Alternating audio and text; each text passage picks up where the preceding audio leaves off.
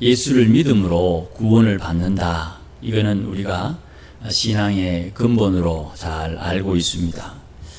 구원을 받는 방법은 예수님을 믿는 것에 있습니다. 이건 하나님이 정하신 것이고 또 이것은 변경되지 않습니다. 우리가 예수님을 믿는다 할 때에 무엇을 믿느냐 이렇게 물으면 예수님께서 십자가에서 죽으셨다. 왜 죽었느냐? 우리의 죄를 용서하기 위해 죽으셨다.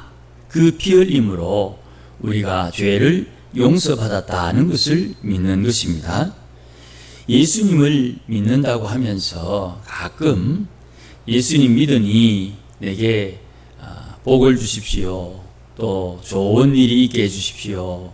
때로는 돈을 주십시오. 뭐 이렇게 조건을 다하는 경우가 있습니다. 마음이 그만큼 간절하다는 말이지요. 그런데 예수를 믿는 이에게 하나님께서 준비한 선물은 성령을 주십니다. 그러니까 예수를 믿으면 성령을 받는 것입니다. 만약에 예수를 믿는다고 하면서도 성령을 받지 못한다고 하면 근본적으로 그 믿음이 의심스럽습니다. 구원을 의심하는 것이 아닙니다. 예수를 믿으면 구원을 받는데 예수 믿었다고 하면서도 성령을 받지 못하면 그 믿음이 좀 불편해지는 것입니다. 그래서 예수를 믿어 구원을 받고 예수를 믿어 성령을 받고 이게 똑같은 하나님의 약속이거든요. 그래서 우리가 예수 믿어 구원 받는다는 것을 믿을지인데 예수 믿으면 누구나 다 성령을 받는다는 것도 믿어야 되는 것입니다. 사도행전 2장 38절에 베드로가 설교하는 중에 너희가 회개하여 각각 예수 그리스도의 이름으로 세례를 받고 죄 사함을 받으라. 그리하면 성령을 선물로 주리라. 그러니 예수를 믿고 구원함을 받으면 성령을 선물로 받는다. 구원함을 받는 것은 죄 사함을 받는 것이요 죄 용서받음을 믿는 것이다. 뭐 이렇게 말을 할 수가 있는 것입니다. 이 성령을 받는다는 것이 왜 중요하냐 하면 성도가 성령을 받고서야 비로소 하나님의 자녀됨을 확정할 수 있습니다. 그리고 성령을 받아야 그 성령의 인도하심을 따라 하나님 아들다운 삶을 살 수 있게 되는 것이고 하나님의 성품을 닮아가는 성화가 시작되는 것입니다. 성화를 따르는 주의 백성들이 날마다 하나님께서 공급하시는 일용할 양식을 공급받는 것입니다. 지난 시간에도 말씀드렸듯이 일용할 양식 하면 제일 먼저 우리가 이 땅에서 먹고 사는 육의 양식을 먼저 생각하는 버릇이 있습니다만은 사실은 내 영의 양식이 먼저입니다. 내 영의 양식은 기록된 하나님의 말씀을 말하는 것이고 영의 양식을 먹는다는 것은 이 말씀을 깨닫는 것이다. 그렇게 제가 말씀을 드렸지요. 이 말씀을 깨달아 내 영이 양식을 먹고 마셔야 되는데 이 우리의 의도치 않게 자기의 죄를 먹고 마시는 사람들이 있다. 그렇게 언급을 해드렸지요. 그래서 하나님 앞에 설 때에 자기 자신을 돌아보고 자기에게 허물진 것이 있는지 남이 나에게 지적질하는 것이 아니고 내가 하나님 앞에 스스로 돌이킬 수 있어야 되는 것입니다. 이게 신앙의 근본이 되는 거예요. 누가 내 신앙이 이렇다 저렇다 그렇게 지적할 수 있는 권세를 하나님에게 받은 사람이 없어요. 누구도 없습니다. 그런데 누가 내 신앙을 이래라 저래라 지적질한다는 것은 그만큼 내가 그 사람에게 만만해 보이거나 또 대수롭지 않게 보이는 것이지요. 예수님 말씀에 이런 말씀이 있습니다. 소금이 그 맛을 잃으면 밖에 내어버려져서 사람들의 발에 밟힌다 하는 말씀이 있죠. 그러니 내가 하나님의 말씀을 따라 하나님의 은혜를 따라 살지 않고 내가 죄를 먹고 마시는 그런 어리석은 삶을 살면 예수 믿는 사람이든 믿지 않는 사람이든 사람들에게 발에 밟히는 그런 대접을 받는다 이 말입니다. 그러면 저 사람이 나의 죄를 지적하는 것, 그럴 권한도 없는데 왜 저 사람이 나의 죄를 지적하느냐? 마귀가 그렇게 우리의 허물과 죄를 지적해서 하나님의 거룩함을 닮아가지 못하도록, 다른 말로 옛사람의 악한 성품이 회복되도록, 다른 말로 거룩하지 못하도록 방해하는 모양새가 되는 것이. 그러니 누구든지 나의 허물과 죄를 지적할 수 있는 권한이 없으니 다른 사람이 나에게 지적질하는 것은 없어야 되는데도 불구하고 저게 미쳤는지 말이죠. 하나님이 주지도 않은 권세를 가지고 나의 신앙을 지적질할 때 두 가지를 생각해야 되는 거예요. 안으로는 혹시 내가 하나님 앞에 제대로 살지 못하느냐를 생각을 하고 판단을 하고 찾아야 되고요. 바깥으로는 하나님께서 저 사람을 통해서 지적질하는 그 행실이 내가 넘어가야 되는, 유월해야 하는 신앙의 걸림돌이다 하는 것을 깨달아야 돼요. 이 두 가지가 안과 밖으로 동시에 우리에게 질문이 되는 것입니다. 하나님의 시험은 우리에게 동시에 오는 것입니다. 내 안에, 내 속에, 내 마음을 내가 어떻게 지킬 것이냐. 두 번째, 외부로부터 내게 오는 공격을 통해서 하나님의 일하심을 깨달을 것이냐. 이것이 시험의 핵심이 되는 것입니다. 마태복음 4장에 예수님께서 시험당하는 내용도 똑같습니다. 안으로, 우리 안으로, 예수님 마음에, 야, 너 배고프잖아. 돌 떡으로 만들어 먹어라.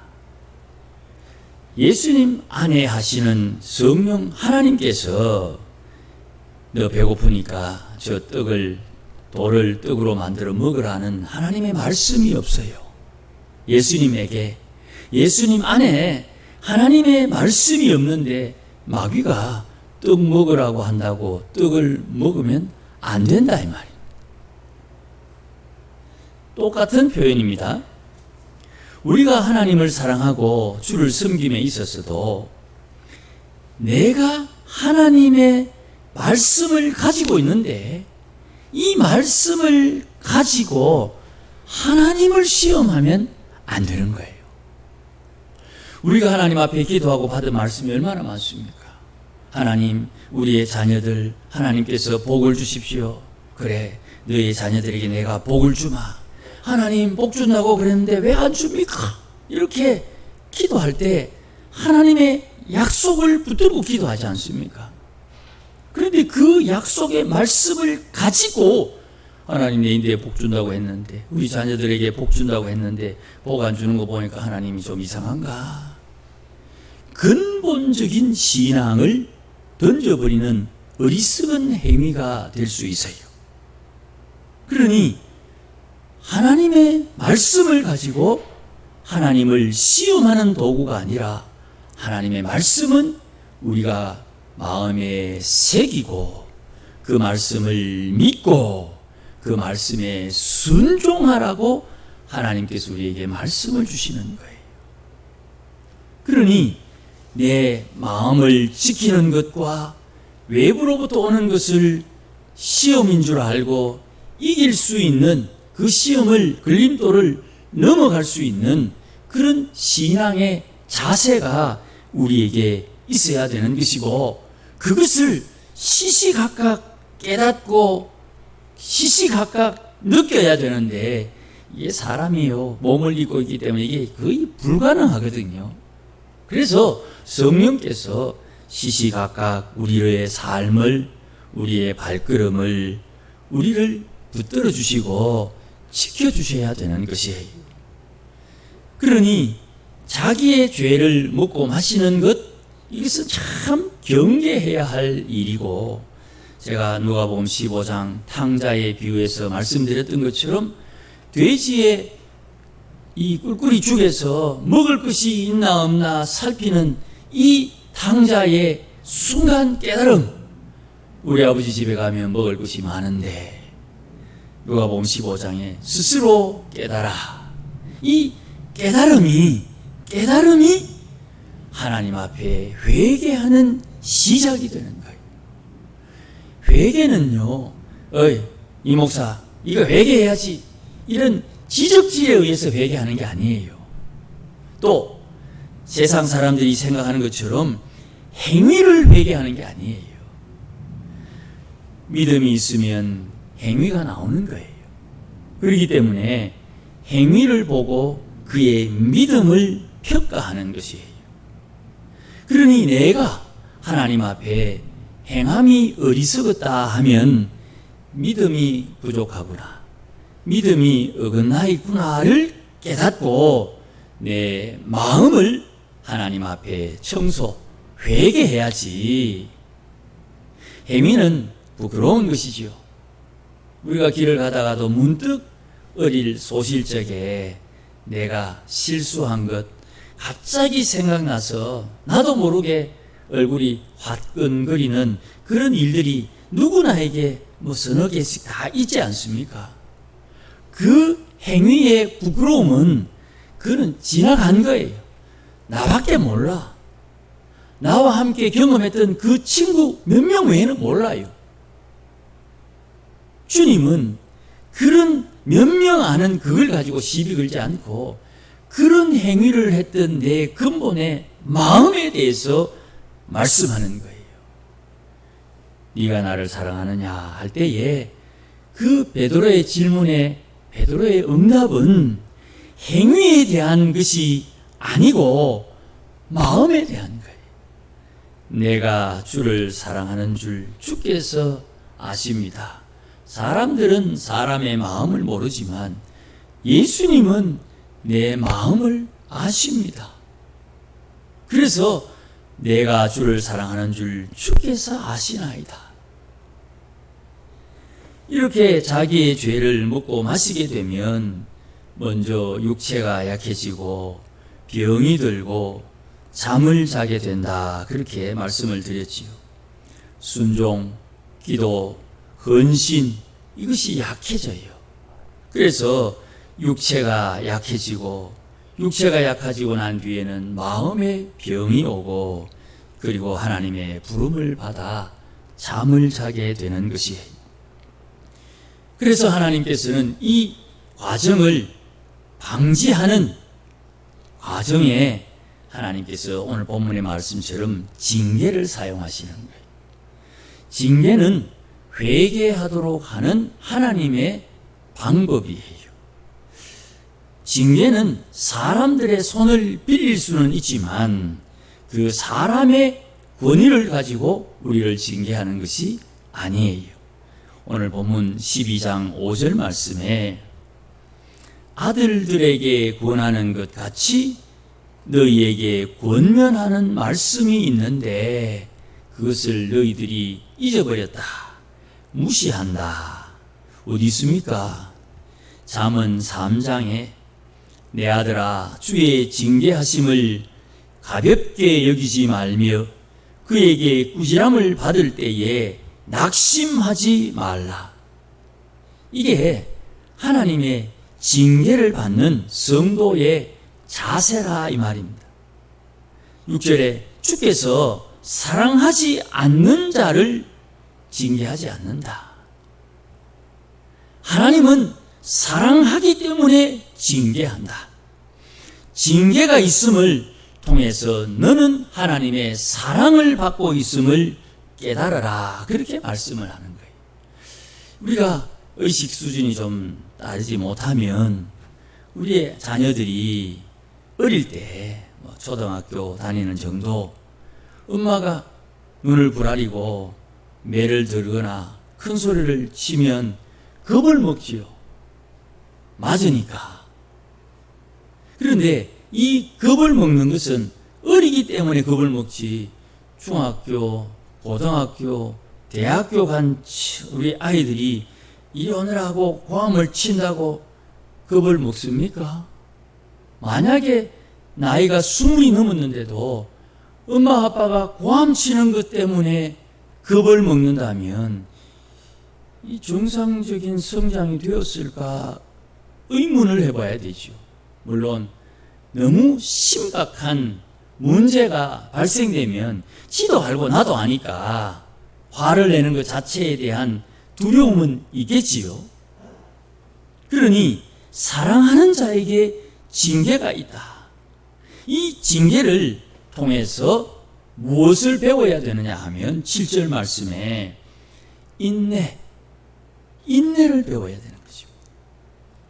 하나님께서 우리 인생의 징계하심을 통해서 우리는 인내를 배우는데 이 인내의 열매가 무엇이냐? 7절 말씀에 이렇게 말씀합니다.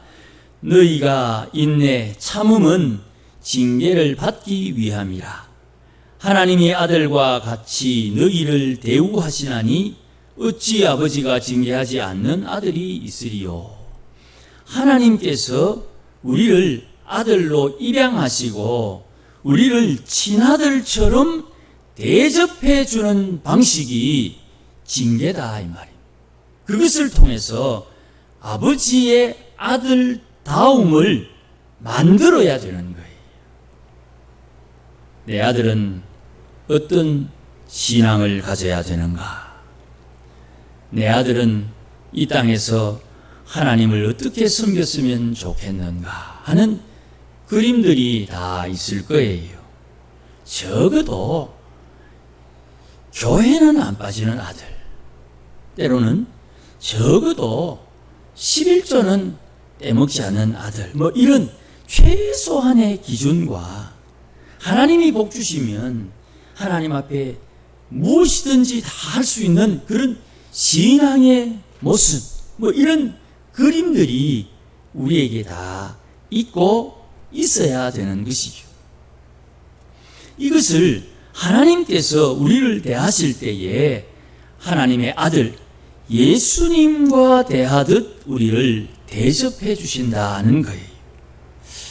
우리가 신앙생활 하는데 하나님 앞에 이런 대접을 받고 살고 있는지, 우리 생각 속에, 우리의 경험 속에 우리가 어떤 상황을 맞닥뜨릴 때 내가 하나님의 아들이다 하는 그 의식, 그 신앙의 고백이 뚜렷한지 내 스스로에게 물어봐야 되죠.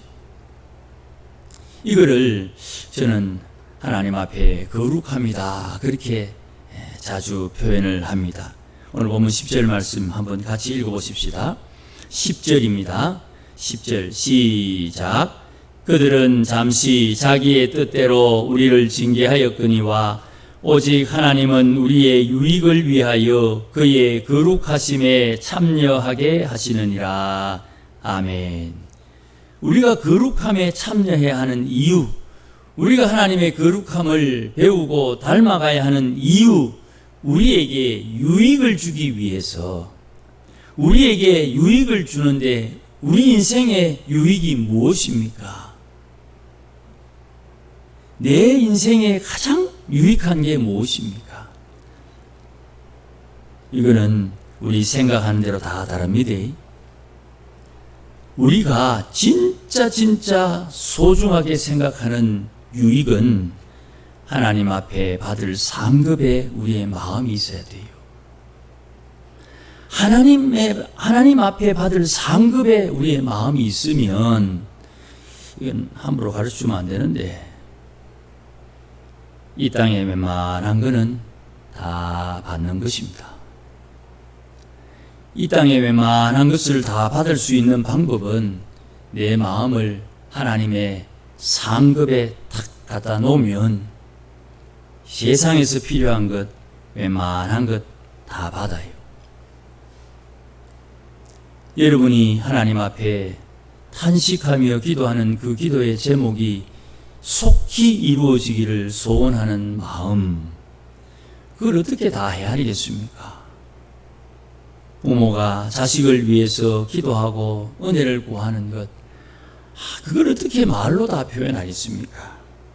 그런데 그 소원을 이루려면 내 마음이 하나님의 상급에 가 있어야 돼요.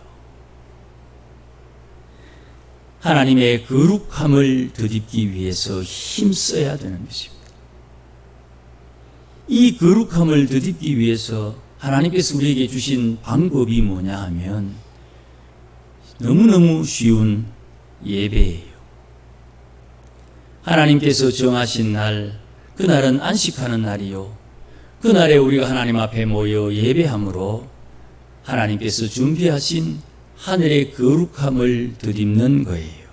그래서 안식하는 날은 일하지 말라 그러는 거예요. 일하고 안 하고가 문제가 아니라 우리의 마음이 어디에 있느냐 이 말입니다. 내 마음이 하나님의 거룩함에 있다면 그 거룩하신 하나님께서 내게 말씀하십니다. 오늘 이거 해라, 오늘 저거 해라. 네가 이것이 먼저 앞서 해야 할 것이다 하고 우리 삶에 지시하시는 거예요. 그 지시함을 받아 주일에 주의 일을 하는 것입니다. 아무쪼록 잘 알아들을 수 있기를 주의 이름으로 축복합니다. 주님이 지시하는 것을 행할 때 주의 일이 되는 거예요. 주의 일을 주일날 하는 겁니다. 그러니 세상 사람들이 평가하는 그 평가의 기준으로 평가하면 안 되고요. 믿음으로 하는 거예요. 목사님, 안식일날 일하면 됩니까? 안 됩니까? 이게 참 맹꽁이 같은 질문이에요. 제가 다시 대받아 질문을 드립니다. 안식일의 주인은 누굽니까? 안식일의 주인은 누굽니까? 예수님. 그 주님께서 나와 함께 하신 성령을 통해서 말씀하실 때 주의 지시하심을 따라 순종하는 것은 주의 일이 되는 거예요. 이것을 세상 사람들의 생각, 세상 사람들이 보는 도덕과 윤리를 가지고 감히 하나님의 백성들을 폄하하고 있어요. 거룩함을 모르기 때문에 하나님께서 유익함이 무엇인지 모르니까 그런 행실이 나오게 되는 거예요. 그것이 하나님의 아들처럼 대접받는 게 아니지요. 하나님의 교회는 하나님이 주인입니다. 하나님의 교회를 사람이 좌지우지하려고 하면 하나님께서 화냅니다. 하나님의 교회는 신학을 전공한 목사가 주인이 아니고요. 30년, 50년, 100년을 지켜온 장로님이 주인이 아니에요. 예수님이 주인이에요. 예수님. 그 예수님께서 우리에게 하시는 말씀 한번 들어보세요. 8절입니다. 징계는 다 받는 것이다. 이 징계 받았으니까 아이고 목사님 징계 받는 거 보면 목사님 우리가 모르는 죄 지었는갑다 하는 그런 생각을 빨리 떨쳐버리고 우리도 하나님 앞에 징계받지 않도록 스스로를 다독거릴 수 있어야 돼요. 스스로를 살피고 하나님 앞에 거룩함을 따라 살기 위해서 힘써야 되는 것이에요. 9절 중간에 하물며 모든 영의 아버지께서 더욱 복종하며 살려 하지 않겠느냐. 징계를 통해서 영의 아버지께 복종하기 위해 힘쓸 때 하나님의 거룩함의 길을 발견하게 되는 것이 예수님 말씀 그대로지요. 찾으면 찾고 두드리면 열리는 거예요. 하나님의 거룩함을 추구하는 이에게 주의 거룩함의 능력이 나타나게 되는 것이죠. 그러니 11절에 징계가 즐거워 보이지 않고 슬퍼 보이는 것, 이건 인지상정입니다. 아무리 신앙이 좋아도 징계 좋아하는 사람은 없어요. 그런데 그 징계로 말미암아 연단을 받은 사람, 그 과정을 잘 참고 인내하고 견딘 그에게는 의와 평강의 열매를 맺는 거예요. 의와 평강의 열매, 하나님의 나라가 임하는 거예요. 하나님의 나라가 임하는 거예요. 자, 여러분 보십시오. 팔복에 이 땅에 의가 없어서 애통해 하지요. 의를 공급하기 위해서 온유한 심령으로 하나님 앞에 순종하여 하나님의 의를 나누어 줍니다. 그런데도 불구하고 의에 줄이고 목마른 거예요. 의가 없어 애통하는 사람은 나요. 여러분이요. 의를 공급하기 애쓰는 이도 나요. 그래서 내가 의가 부족한 사람에게 의를 나누어 줘요. 그런데 정작 의를 나누어 줘도 받는 이는 의가 부족하다 이 말입니다.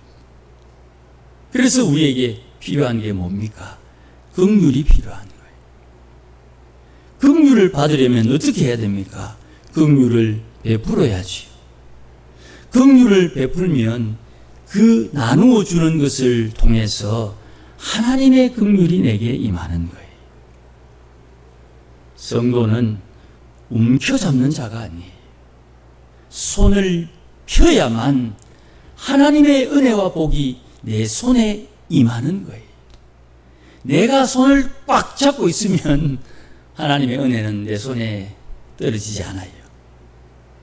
그러니 연단받는 사람, 지금 혹시 말할 수 없는 단식으로 연단받고 있을 수 있어요. 그러나 기다려야 되고 또 긍휼을 베풀어야 되고 또 내 마음을 다잡아야 되고 어쩌면 또 용서해야 되고 손해봐야 될지 몰라요. 그러나 그게 다 어디에 갑니까? 의인을 대접하는 자에게 의인의 복이, 선지자를 대접하는 자에게 선지자의 복이, 그렇게 주의 이름으로 대접하는 그 모든 마음 씀씀이 은행 심사가 하나님 앞에 상급이 되는 거예요. 그 상급을 받을 이에게, 그 상급 받을 만한 사람에게 품겨져 나오는 품격에 따라 하나님의 은혜는 그에게 오게 되어 있는 것이에요. 그러니 조금만 더 하나님 앞에 기다리고 인내하고 기도하며 하나님 앞에 은혜를 구해야 되는 것이에요. 잘 할 수 있습니다. 여러분, 우리가 이 인생의 비밀을 우리가 익히 다 알고 있는 거예요. 하나님의 약속의 말씀 붙들고 이것을 견뎌서 하나님께서 예비하신 그 은혜와 복을 누리는 우리가 되어야 되고, 이 복을 누릴 수 있기를 주의 이름으로 축복합니다. 기도하십시다.